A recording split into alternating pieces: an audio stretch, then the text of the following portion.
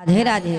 गुरुजी, हम नूर महल डिस्ट्रिक्ट जालंधर पंजाब से आए हैं। हमारी 3 बसें आई हैं और मेरा प्रश्न ये है कि भगवान हमारे भीतर है, तो हम सब इधर उधर या बाहर क्यों भटक रहे हैं, कर्म कांडों में क्यों फंसे हुए हैं?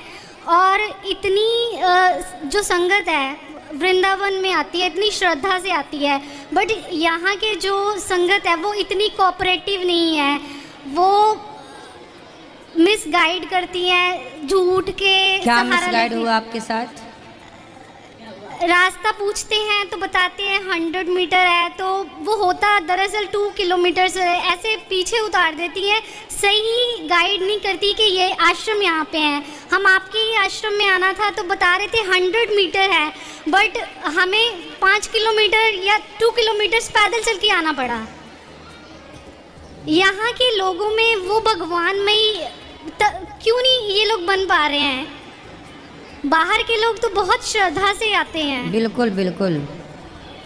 तो कुछ लोग होते होंगे ऐसे जिनका पाल आपसी पड़ गया। हमसे नहीं, हम जिनसे भी पूछते हैं उनका यही है कि सब ऐसे ही हमें गाइड करते हैं कि नहीं पास में है। राधे राधे महाराज जी के प्रिय भक्तों, स्वागत है आप सभी को अपने YouTube चैनल भक्ति गंगा पे। दोस्तों, आज की इस लाइव प्रश्नोत्तरी के माध्यम से आप सभी भक्तों लोग देखेंगे कि एक महिला को भरी पंडाल में महाराज जी से प्रश्न करने का मौका मिला। तो उस महिला ने भरी पंडाल में महाराज जी से ऐसे ऐसे प्रश्न पूछे जिसका सुनकर पूज्य गुरुदेव ने अपनी हंसी को रोक नहीं पाए और भरी सभा में सभी के सामने पूज्य गुरुदेव उस महिला की बातों पर हंसने लगे। तो आइए देखते हैं उस महिला ने पूज्य गुरुदेव से ऐसी कौन सी प्रश्न पूछी जिसे सुनकर पूज्य गुरुदेव और वहाँ पर बैठी सभी लोग हंसने लगे। तो आइए देखते हैं उस महिला ने क्या कुछ पूछा पूज्य गुरुदेव से। लेकिन उससे पहले आप सभी लोगों से मेरी एक छोटी सी प्रार्थना है कि वीडियो को लाइक अवश्य करिएगा और पूज्य गुरुदेव से रिलेटेड ऐसे ही अगर लाइव प्रश्नोत्तरी देखना पसंद करते हो तो हमारे चैनल को सब्सक्राइब जरूर करिएगा।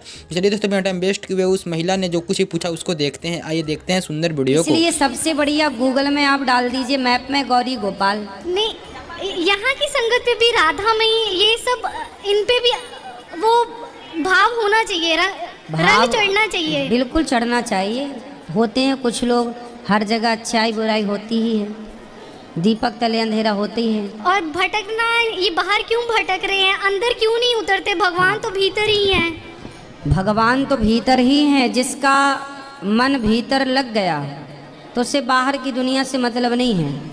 भगवान तो भीतर हैं, ईश्वर भीतर का ही विषय, इसलिए बोलते अंतर्मुखी बनिए। तो भीतर तो सब कुछ है।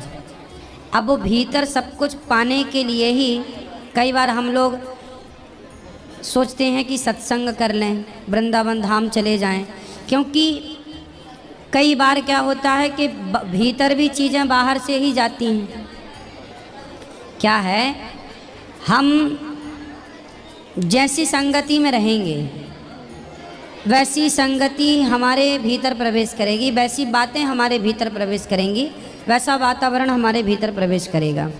भगवान ना शब्द रूप में होते हैं। गीता में लिखा है प्रविष्टः कर्ण रंध्रेण। भगवान जब प्रवेश करते हैं तो शब्दों से प्रवेश करते हैं, इसलिए शब्द होते हैं कथाओं के। अच्छे शब्द सुनेंगे, कथाएं सुनेंगे तो भगवान की कथा सुनते सुनते भगवान भीतर प्रकट हो जाएंगे। जैसे आग की तीली में, माचिस की तीली में आग तो होती है, माचिस की तीली में तो आग होती है, लेकिन थोड़ा रगड़ना पड़ता है, घिसना पड़ता है। घर्षण हुआ तो माचिस की तीली में आग तो थी, जरा घिस दिया, प्रकट हो गई आग। उसी तरह हम सबके भीतर परमात्मा तो है, लेकिन थोड़ा घिसना पड़ेगा अपने आप को भगवान के चरण रज में अपने आप को। इसलिए श्री गुरु चरण सरोज रज निज मन मुकुर सुधार। हमें भी अपने, जैसे पुराने जमाने में लोग बर्तन धुलते थे किस से, राख से। पुराने जमाने में बर्तन राख से धुलते थे। शीशा भी ना धूल से या राख से ही साफ किया जाए तो बहुत अच्छा साफ होता है।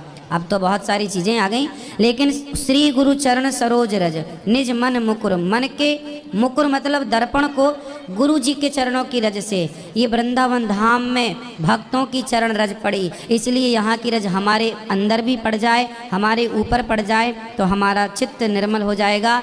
तो बाहर के धाम दर्शन से, बिहारी जी के दर्शन, यमुना जी का दर्शन, सत्संग से क्या होगा कि जब ये सब दर्शन होगा तो हमारा चित्त शुद्ध होगा, और उस चित्त में जो भगवान बैठे ही हैं तो बस जरा घर्षण हुआ तो प्रकट हो गए।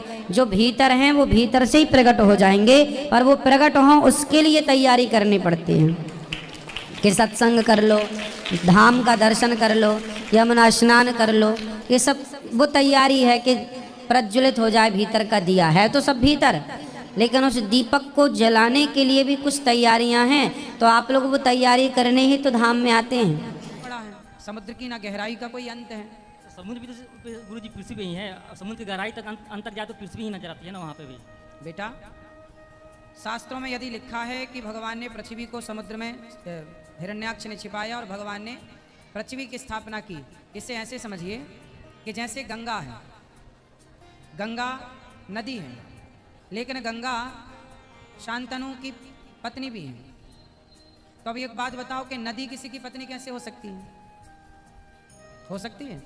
तो गंगा एक रूप से तो नदी है, पर एक रूप से तो वो माता है। उसी प्रकार एक रूप से पृथ्वी पृथ्वी है, पर एक रूप से पृथ्वी माता है। तो जो माता का हरण किया हिरण्याक्ष ने, उस माता रूपी पृथ्वी को छिपा दिया। तो माता को छिपने में कितना बड़ा समुद्र चाहिए? समझ रहे हैं? जी मैं तो समझ रहा हूँ, लेकिन पृथ्वी को समुद्र में छिपाया। हाँ। मेरे कहने का मतलब है कि समुद्र था कहाँ?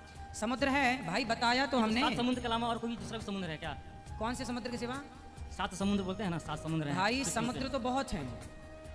क्षीर सागर सुना है आपने? जी। देखा है? जी, नहीं देखा है, सुना फिर है। तो क्षीर सागर है वो 7 से अतिरिक्त है। तो क्षीर सागर में भगवान नारायण का वास होता है। तो जरूरी थोड़ी है कि जो हम देख रहे हैं हम उसी को माने। भाई क्षीर सागर के बारे में यदि लिखा है, कहते हैं कि द्वारिका पानी में डुबा दी, हजारों लोगों ने सुनाए, लेकिन वो मिली अब जाकर के सागर के अंदर। तो जो आज हम कह रहे हैं वो आगे कभी खोज करने पर मिल भी जाएगा। लिखा वही है जो सत्य है ना। और समझो राक्षस लोग, देखो पृथ्वी को छिपाना का अर्थ ये है कि गंगा मैया के पुत्र हैं भीष्म पितामह।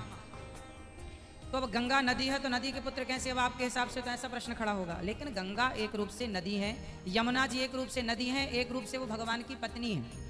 अष्टपटरानी में एक पृथ्वी भी भगवान की पत्नी है, पृथ्वी भी भगवान की भूदेवी, इनका नाम है भूदेवी। तो हिरण्याक्ष ने जो पृथ्वी समुद्र में छिपाई, वह उस पूरी पृथ्वी नहीं कि गोल पृथ्वी को छिपाया।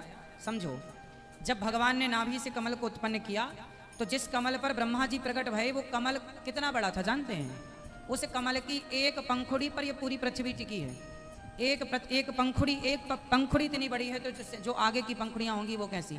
और ब्रह्मा जी जब प्रकट भये तो ब्रह्मा जी भी सागर में ही हैं, भगवान क्षीर सागर पर विराजते हैं। कमल से ब्रह्मा जी तो दोस्तों अभी आप लोगों ने इस वीडियो को अच्छे तरीके से देखा होगा, एंड पूज्य गुरुदेव ने, जो लोग भी पूज्य गुरुदेव से प्रश्न पूछे उनका जवाब पूज्य गुरुदेव ने अच्छे तरीके से सही भक्तों को बैठाकर अच्छे तरीके से बता ही दिए, जैसा कि आप सभी लोगों ने सुना। और सबसे बड़ी बात यह है कि अगर आप में से किसी भी लोग अगर गौरी गोपाल वृंदावन आश्रम पे जाते हैं तो आप लोग अपने गूगल मैप के सहारे ही जाएं, ताकि आपको जाने वहाँ कोई परेशानी ना हो, बस वाले, ट्रेन वाले, टेम्पू वाले तंग ना करें।